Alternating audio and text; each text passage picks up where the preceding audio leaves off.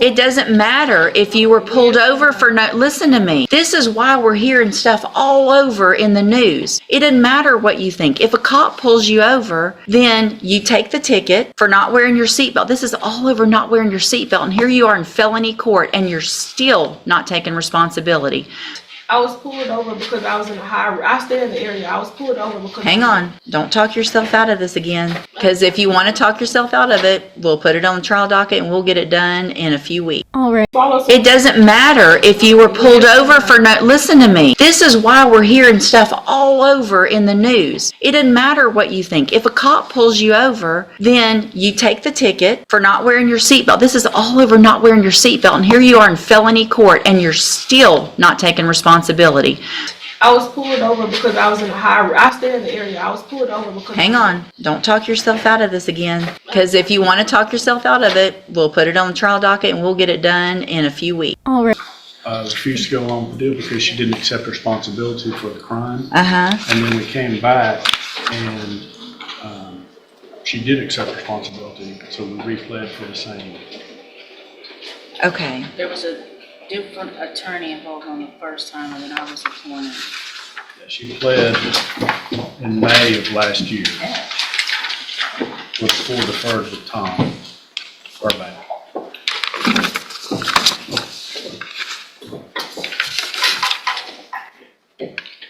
So nothing else was done as far as them talking to Miss Johnny about No. acceptance of responsibility. The only thing Miss Johnny said, they called and asked her for her updated address, and that was it. Okay. So, Miss Johnny, I'm going to ask you again, and I know we probably went through this before. First of all, you're Kirsten Johnny? Yes. And Miss Johnny, I want to make sure, because in that previously you said you didn't do it, you were forced to do it because of your financial, you were forced to plea because of your financial situation, that it wasn't fair. And so tell me what your position is now. I never really said I didn't do it. I said it was an accident. Okay. I still feel the same way a little bit.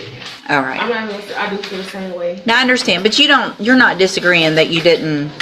I said it was an accident. Somebody grabbing you by your foot. That's like somebody accident hit you in the back of your head. You're gonna have something that's normal. Well, right, because you were not complying with what they told you to do to get out of the car, correct? I was pulled over because I was in a I stay in the area. I was pulled over because... Hang on. Don't talk yourself out of this again. Because if you want to talk yourself out of it, we'll put it on the trial docket and we'll get it done in a few weeks and let a jury decide. I'm not trying. Look at me. I'm actually trying to help you right now. Okay? If you had complied and just done what he asked you to from the very beginning of that stop, none of this would have happened. Do you agree or disagree with that? Yes. Yes, what? Yeah. No, do you agree? Listen to the question. Do you agree with that statement or do you disagree with that statement? I don't want to lie. You don't like it, do you? You don't think he should have done that? It's not that. I feel like we was pulled over for no reason. If you follow... It doesn't matter if you were pulled over for no, listen to me. This is why we're hearing stuff all over in the news.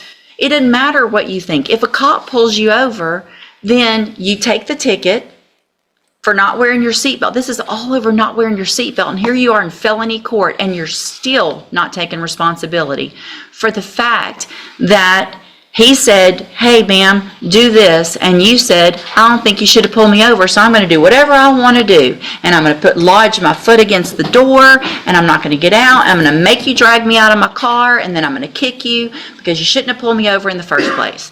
When all you had to do was get your ticket, go to JP court, and try to fight it there legally. But here you are in felony court for a second-degree felony instead. So do you want to try to tell that story to a jury, or do you want to accept some responsibility today?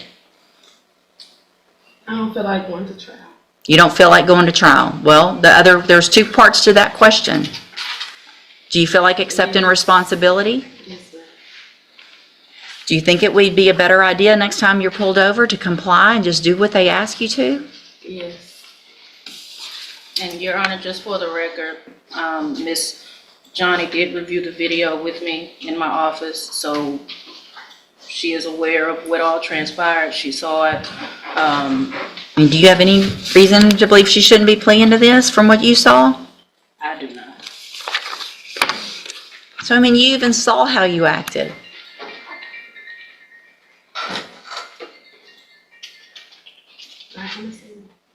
It's probably a good idea. All right.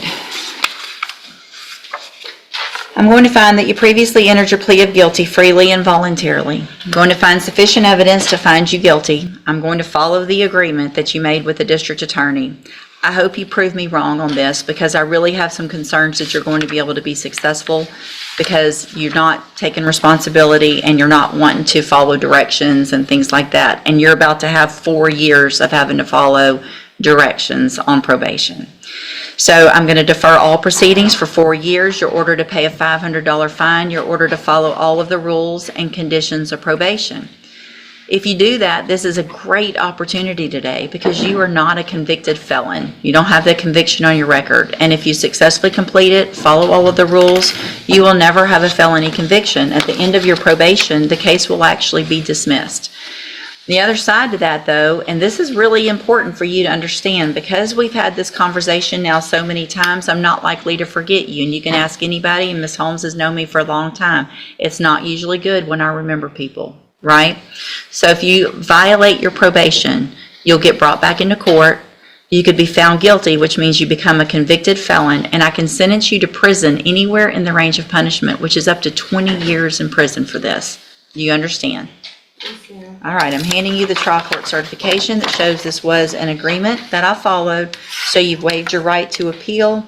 You need to have a seat here in the courtroom. Probation will go over your paperwork as soon as they're ready. Okay, you said that I'm not considered a conviction felon, but I was told that even though you say that, it's still gonna be on my record. So the arrest is on your record. The arrest will always be on your record. But so if you're asked a question on a,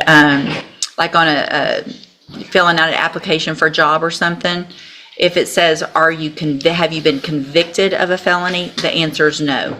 But if it says, have you ever been charged with a felony, or are you on probation for a felony, you are going to have to say yes to that. But the conviction part is still better than nothing, not having that conviction, right? Yes. Okay, have a seat in the courtroom. Watch for probation to call you up.